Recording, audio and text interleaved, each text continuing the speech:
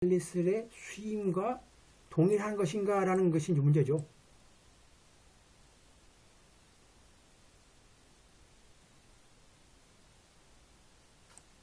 자, 여러분들이 이게 지금 이 케이스에서는 이게 뭘까요? 이슈죠. 이 중요한 이슈가 될 수 있겠죠.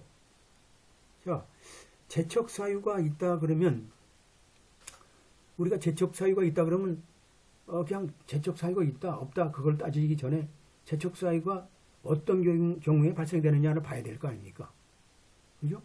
재척 사유라는 건 뭘까요? 자, 현재는 지금 칼리슬이라는 데가 이 사람이 지금 무역협회의 한 멤버로서 지금 구성원으로 돼 있지만 클라인 월레스라는 로펌에서 후퍼를 지금 그죠?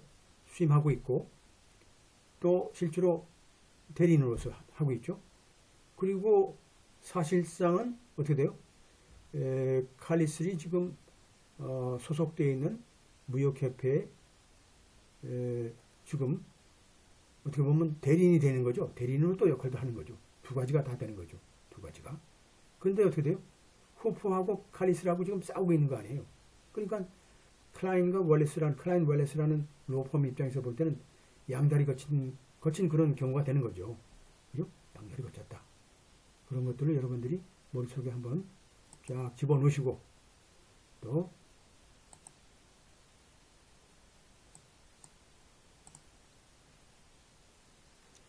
자, 이러한 결정에 있어서 이러한 결정을 내림에 있어서 어떻게 해야 돼요?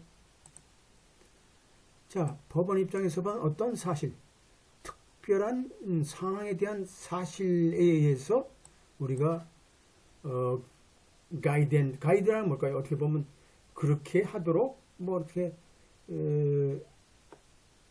따라야 된다, 그죠? 그런 지침에 따라야 된다. 그 지침에 우리가 따라야 된다. 그래서 여기서 중대한 문제는 뭘까요? 우리가 먼저 질문해야 할 중대한 문제는 이러한 기관의 멤버가 사실상의 이런 비밀 정보를 변호인한테 대리인한테 제공했느냐 안 하는 거죠. 했느냐라는 거죠. 그것도 우리가 무역 기관에 대한 변호사의 수임에 필요한 그죠? 수임에 필요했던 그러한 비밀 정보를 제공했느냐라는 거죠.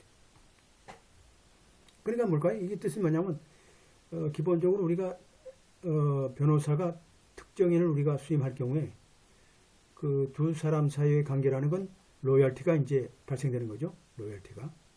그 사람이 이제 계약을 맺고 이제 하게 되면 당연하게 그 사람만을 위해서 이제 일하고 또 그 사람이 제공하는 모든 정보들을 아주 어떻게 보면 뭘까요? 아주 그 비밀스러운 정보들까지 우리가 제공받아서 우리가 알고 있는 거죠. 그러다 보니까 그 비밀스러운 정보를 알고 있는 상태에서 우리가 상대방을 우리가 또 수임해서 한다 그러면 그 양다리 거친다 그러면 아주 치명적인 문제가 발생될 수 있는 거죠. 그래서 우리가 이것을 문제가 그렇다 이거죠. 그렇다. 아주 이러한 비밀 정보를 제공한 것이다라는 거죠. 만약에 그 질문이 그렇다 그러면 이런 기관에 대한 수임 자체는 대리인이죠. 대리는 한마디로 그 멤버에 대한 대리와 유수와 똑같다는 거예요. 똑같다. 그 뜻은 뭐냐면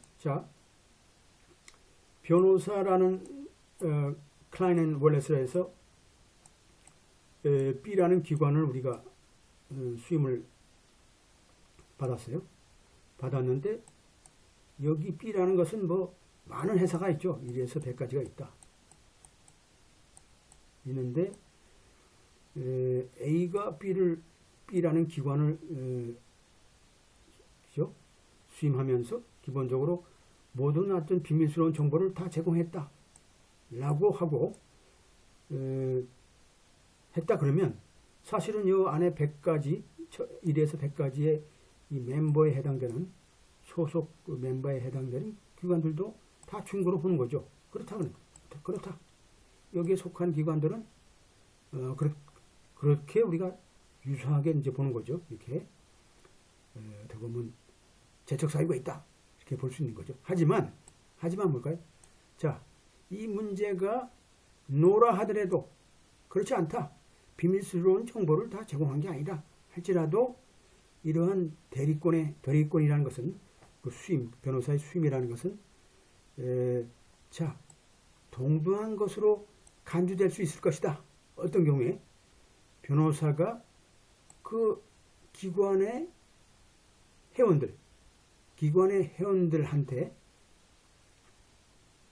변호사한테 제공되는 모든 정보들이 우리가 비밀로 취급될 것이라고 한다 그러면 결국은 전체를 대리하는 B라는 기관에 대한 수임 자체도 우리가 동등하다고 간주될 수 있을 것이다 라는 거죠. 간주될 수 있을 것이다. 그리고 여기서 우리가 중요한 사실은 이런 confidential information을 우리가 제공했느냐 중요한 게 문제가 될 수 있고 또 두 번째는 confidential 모든 정보를 제공한 정보를 우리가 변호사가 confidential하게 취급을 하겠다라는 우리가 문구가 있다 그러면 당연하게 우리가 확대해서 confidential information을 제공한 것을 이제 인정하는 거죠. 그죠? 그리고 뭐 어떻게 보면 쉬운 것도 아니에요. 여러분들 보게 되면 자 그러면 confidential information이라는 건 뭘까요? 어떤 정보예요? 자, 이 클라이언트와 그죠? 클라이언트에 대한 수임과 관련된 모든 정보죠. confidential information. 뭐 여러 가지 있겠죠. 뭐 계좌 정보도 있고 뭐 두 사람 사이에 뭐 예를 들어서 우리가 알지 못하는 여러 가지 비밀스러운 개인 정보도 있을 거고 여러 가지 있죠. 그리고 수임 동안에 기간 동안에 알게 된 모든 정보. 내가 뭐 계좌 추적해가지고 이 사람이 압류도 돼 있네. 이 사람 근저당이 돼 있네. 이거 다 이것도 다 알게 되는 거 아니에요? 그 사람이 뭐 내가 은행에 내가 뭐 얼마 근저당 있다. 이렇게 얘기를 할 수도 있겠지만 그리고 얘기 안 해도 자동적으로 다 변호사들 알 수 있는 거 아니에요? 다 이미 뭐 우리가 인적 사항도 다 조회하게 되고 뭐 사실 조회를 통해서 우리가 기타 여러 가지 사항들을 알게 되기 때문에 그리고 법조인리 1.6라는 것 이게 이제 우리가 나오는 거죠. 법조인리 1.6 자체가 이러한 confidential에 대한 우리가 정의를 폭넓게 하고 있다는 거죠. 이러한 정의라는 것은 굉장히 포괄적이고 또 이 모든 정보를 포함하고 있고 또 어떤 경우에는 이미 공개된 정보라 하더라도 그러한 정보를 우리가 포괄적으로 알고 또 변호사가 뭐 찾았거나 얻은 정보죠. 소위 클라이언트를 수임하면서 발견했거나 얻은 정보들 뭐 이런 정보들 자체가 우리가 일반적인 confidential information이라고 볼 수 있는 거죠. 그러니까 뭐 전부 다 모든 정보를 우리가 confidential information을 한다. 그러니까 룰 1.6라는 의미를 본다 그러면 자 우리가 any information 두 번째 learn it during the course of the representation 이렇다 그러면 법원에서 지금 정의를 보다 더 확대해 가지고 우리가 변호사가 수임하면서 발견하거나 얻은 모든 정보를 얘기한다. 경우에 따라서는 모든 공공적으로 우리가 얻을 수 있는 정보까지 다 우리가 포함한다는 거죠. 그래서 이러한 정보는 당연하게 수임과 당연하게 관련돼 있어야 되겠죠. 따라서 클라이언트는 뭘까요? 그러한 우리가 외적 정보를 보호할 수 없다. 자신의 변호사에게 단지 얘기함으로써 그죠? 이러한 외적인 정보들을 보호할 수 없는 거 지금 보호할 수 없다. 그래서 뭘까요? 이 클라이언트 입장에서 볼 땐, 변호사와 여러 가지 얘기를 할 거 아니에요? 특히 이제 여러 가지 문제에 대해서 얘기할 거고, 경우에 따라서는 수익과 관련 없는 문제, 그죠? 관련 없는 문제에 대해서도 얘기할 거고, 이러한 대화라는 것은 경우에 따라서는, 자, 클라이언트가 이제 사용했던 이런, 대화죠. 이런 대화들은 경우에 따라서는 나중에 이용될 수 없다. 나중에 이용될 수 없다. 변호사가 이 자신의 과거의 클라이언트에 반대되는 그런 사람을 수임하는 것으로부터 방지하기 위해서, 그죠? 못하도록 하기 위해서 사용될 수 없다는 거죠. 이런 컨버세이션 자체가.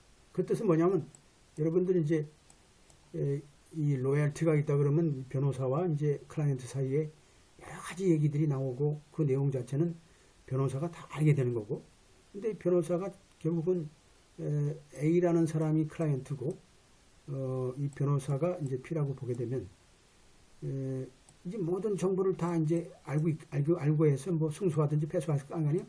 근데 나중에 B라는 이제 사람을 이제 수임하게 됐죠. 근데 A와 B가 또 이렇게 소를 제기하는 경우가 있어요. 이런 경우가 이제 문제가 발생되는 거죠. 그죠? 모든 정보를 이 클라이언트 A에 대해서 우리가 변호사가 알고 있는 정보를 이제 B를 수임함으로써 A를 이제 배타적으로 역공하는 것은 이제 있을 수 없다는 뜻이죠. 있을 수 없다. 우리나라 같은 경우는 뭐 이거 인정도 안 하죠. 아주 우리가 미국에서 배울 수 있는, 커먼로국에서 특히 배울 수 있는 이런 법조윤리 자체는 지금 아주 너무 좋죠. 이렇게 이런 것까지 우리가 철저하게 규명해서 우리가 재척사유에 해당된다라는 거죠. 자, 그렇다면 자, 이 케이스 입장, 우리 케이스 입장에서 볼 때 카리스라는 사람은 뭐예요? 카리스라는 사람은 뭐예요? 여러분들? 자, 아까 얘기했던 케이스에서는 피고죠. 이 피고 자체는 저런 협회의 멤버죠.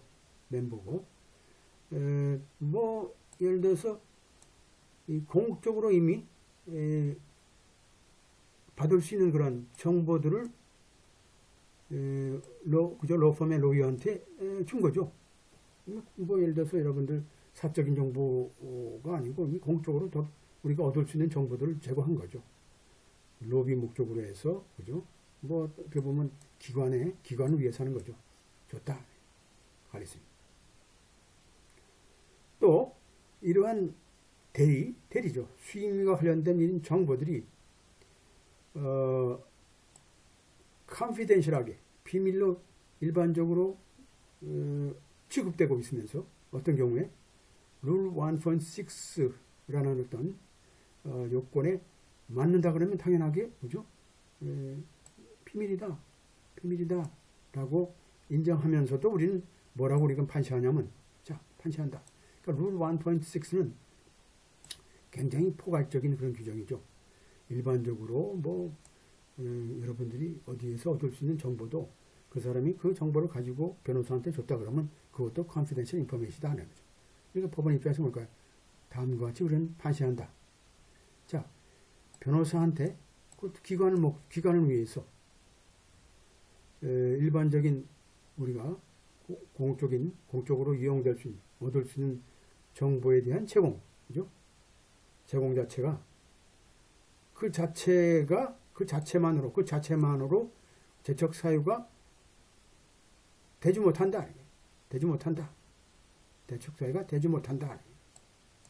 Does not in and of itself disqualify counsel이죠. 그 트레이더스. 한마디로 멤버의 그죠? 카리스의 적대적인, 그죠? 반대인 입장에 있는 클라이언트를 수임하는 것부터 그죠? 수임하는 것부터 우리가 재척 사유가 될 수 없다. 할 수 있다는 뜻이죠. 여기까지 할 수 있다. 그것만으로 우리가 본다라는 거죠. 라고 이제 여기 홀드라는 건 뭘까요? 기본적으로 라고 우리가 결론적으로 이제 판시한다. 그러면서 이제 우리가 이제 따져봐야 되겠죠. 이게 이제 이 판례라는 것은 끝까지 봐야 돼요. 뭐 그러면서 또 딴 얘기하는 경우도 있어요. 자, 그렇다 그러면 봐야 되겠죠. 자, 그렇다면 뭘 우리가 질문해야 되냐면, 자, 이 여기서 하게 되면 이 기관에 대한 기관을 위해서 우리가 뛰는 이런 변호사의 로펌의 그죠? 클라인 월레스라는 것은, 자, 여기선 칼리스라는 그 멤버 회원 회사죠. 회원 회사에 기본적으로 정보를 제공했다는 거예요. 말로 멤버가 이 기관을 위해서 변호사들한테 제공된 정보 자체가, 자, 비밀이라고 취급될 수 있다고 이제 할 수 있느냐라는 거죠. 그런 문제를 우리가 먼저 봐야 되겠죠. 1.6에 나와 있잖아요. 여러분 아까 나온 것처럼 과연 이제 멤버인 칼리스라는 사람이 우리가 그 안에 돼 있지만 기관을 대리하고 있는 그 변호사 입장에서 볼 때 실제로 기관을 대리하는 변호사에 대해서 과연 정보를 제공했는데 그 정보 자체가 과연 컨피덴셜한 것이냐라고 우리가 먼저 이제 살펴봐야 되겠죠. 자, 클라인 월레스란 원고의 변호인사로부터 제출된 진술 내용을 보게 되면 뭐라고 되어 있냐면, 그들 자체는 뭘까요? 이런 멤버 기관들이죠. 기관의 그 멤버들한테 뭐 칼리스까지 포함되겠죠. 많은 회사인 멤버로 되어 있으니까 이런 변호사부터 제공된 정보라는 것, 그리고 다시 봅시다.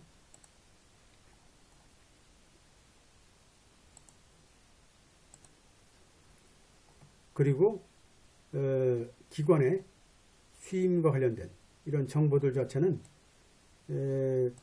비밀로 취급하기는 될 수 없다라는 거죠. 비밀로 취급될 수 없다라고 얘기하는 거죠. 자, 칼리스 입장에서, 이제 피고 입장에서 이 기관의 수임과 관련해서 로펌에 이러한 공적으로 얻을 수 있는 정보를 제공했다라는 사실을 기반으로 해서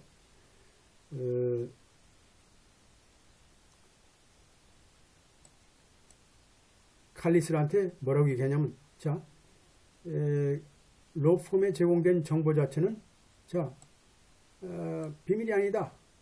비밀이 아니다 하는 거죠. 비밀이 아니다. 이런 사실을 기반으로 해서 볼 때, 칼리스 자체가 공적으로 얻을 수 있는 정보를 publicly available information이니까 제공했다라는 사실에 기반해서 봤을 때는, 그리고 로펌 입장에서 칼리스한테 제공된 정보는 한마디로 비밀 정보가 아니다라는 거죠. 따라서 우리는 뭐라고 우리가 이제 적용된 거죠. 우리 케이스에 적용하다 보니까, 자, 이 기관에 대한 수임 자체는, 자, 칼리스에 대한 우리가 수임과는 같지 않다라고 본 거죠. 따라서 클라인 월레스의 후퍼에 대한 수임 자체는 포머 클라이언트에 대한 반대의 입장이 아니다. 그죠? 포머 클라이언트에 대한 반대 입장이 아니다라고 한 거죠. 여기서 뭘까요? 여기까지 딱 끊어보게 되면 이건 이거 뭐요? 재촉 사유가 될 수 없다라는 거. 재촉 사유가 될 수 없다.